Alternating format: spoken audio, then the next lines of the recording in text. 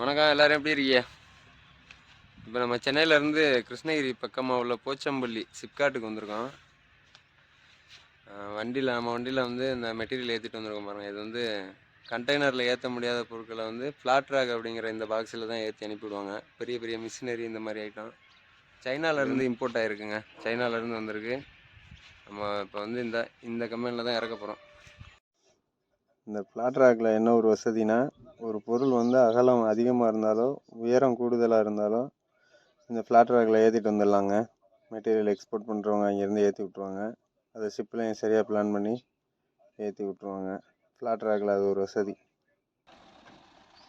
ஆனால் நம்ம ஏற்றிட்டு வந்தது சரியான அளவு தாங்க. அகலமும் கிடையாது, உயரமும் கிடையாது, சரியான அளவில் தான் இருந்துச்சு. அன்லோட் பண்ண ஆரம்பிச்சிட்டாங்க.